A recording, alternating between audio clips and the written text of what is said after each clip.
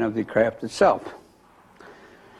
What happened, however, after 24 hours, there was no sign of life. So it was assumed that either the ship was vacant or that the personage who were aboard were all dead. That later proved to be quite accurate and true. Now, after it was assumed that the ETs who were aboard were dead, they then decided they must find a way to get into the craft itself. Now, what happened was that the exterior of the craft signified no way to get into the craft at all. But somebody had the bright idea of probing with a long pole, which we did, and they did. And lo and behold, they did hit a button, and down came a interior door, like a trap door. And there was access, of course, gained to the craft itself. At that point, of course, a boarding party was ventured inside the craft, and they found 5 bodies. Those bodies were diminutive in nature. They were basically humanoid. It was evident to the extraterrestrials of the Confederation that all governments are a manifestation of the material powers. Indeed, they immediately imposed strict secrecy about the meetings. They threatened people, including their own employees, in order to enforce the secrecy. At the peak of the Dark Age, the Keepers started to contact private citizens, scientists, and artists. They also delivered messages and warnings to them, which were supposed to slowly sink into the consciousness of mankind. The Brothers of Space, as well as the Ashtar Commando, the Santina, and the Pleiadians belong to the Galactic Confederation. They are spiritually ascended planetary races, and they know the cosmic plan of the spiritual hierarchies.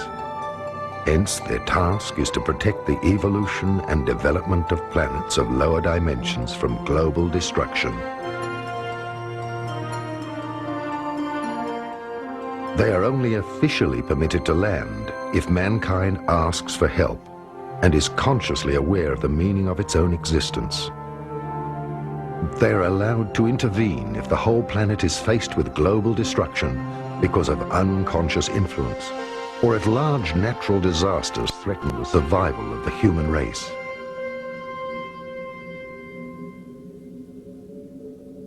My first real exciting experience back in High Bridge, New Jersey in 1956, USA, was when a craft came in and beautiful angelic beings came out. They reminded me of angels. In fact, they reminded me of my wife. They came out and they gave me a message of love and peace and compassion, that we should change our consciousness, raise it on this earth to love and compassion. Stop killing each other in the name of all these gods. Be good to each other. I listened, and I felt very, very good. I asked where they were from. They said they had come from the vicinity of the planet of Venus. They were golden-haired people with gold eyes, light blue, and between 5, 6, and 6 feet tall.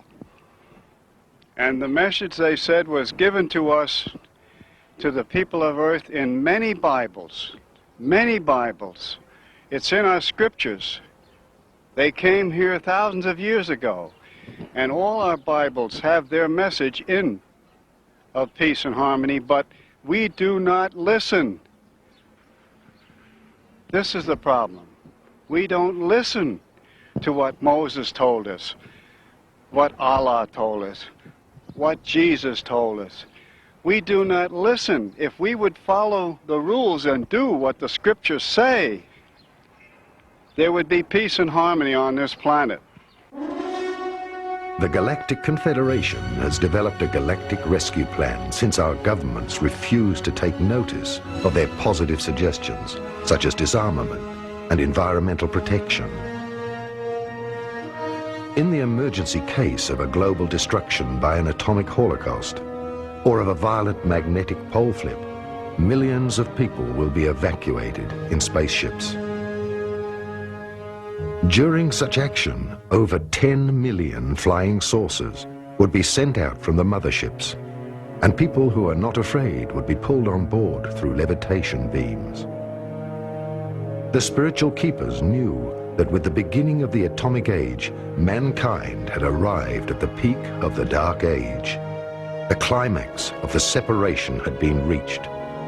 The new plan for mankind is the ascension and resurrection of mankind. The awakening and overcoming of the separation should replace Earth consciousness. Worldwide spiritual trance mediums were selected to receive these messages through telepathy or precipitation transmission in order for these mediums to spread the message of the ascension and of the new age worldwide.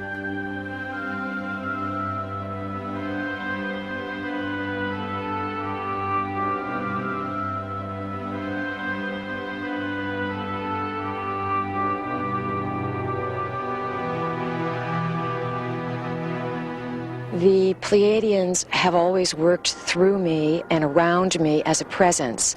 I do not have what most people would call physical contact. I've never really seen ships, even though in 1981, when I was living in Taos, New Mexico, I awoke from a sleep state in complete panic because there were 3 blue extraterrestrials in my bedroom hovering or putting their hands above my bed. So I had that contact in 1981, and I never forgot it. I labeled it a dream, but I always knew it wasn't a dream. And the beings were small and very bright blue and kind of almond-eyed. And when I began channeling the Pleiadians, I remembered that event in 1981, and I knew that extraterrestrials, that other life forms were real. And that's what gave me the courage, the belief to allow these beings who said they were from the Pleiades to speak through me. During the course of our friendship and our sharing of my body, they've taught me so many things. And what I'm wanting to share with you today is that the search for extraterrestrials that people are impulsed to follow is a search that's very complex. It's not necessarily spaceships appearing in the skies or beings landing or showing up in your bedroom. What I'm discovering is that the merging with the gods returning to Eden, has to do with an infusion of our consciousness, understanding that other forms of intelligence can blend their consciousness with ours. We can learn to blend ours with theirs, and we come into a whole new level of operating on the planet. The basic message that the Pleiadians that work through me offer is that thought creates reality. They say they come from the future, and they have learned how to penetrate what they call the corridors of time and ride different webworks of time, and they've come into our reality to teach us about something that we need to change, that we need to implant within our basic values of life. And this is what they've given me, the gift that they've given me of restructuring or revaluing of who I am. It's not been easy, definitely. I've changed so much that sometimes it's very difficult for me to relate to people and the ideas that they have not questioned over the years. The ideas that are instilled with us from the time we're children based on fear, our religious institutions, our educational systems. They never teach us to honor and love ourselves and to understand the mystery of the body first, and then understand that the mystery of the body and the mind ends up reflecting itself and creating itself in the outside world. Part of my instruction at this time has been to speak openly so that others don't feel that they're going crazy, so that others can understand that there is this infusion of off-planetary intelligence coming to merge with our consciousness. Many of these beings have no idea how to make contact with us because we've been so programmed to fear and programmed to interpret what we don't understand as something that would be bad. And unfortunately, we've been lost in this paradigm of thought that we are the most intelligent species that exist. And I believe that we're one of millions or billions, and that the earth is now being reopened. The doorways that will connect us to other forms of life are gently, and sometimes more than gently, sometimes with great collision,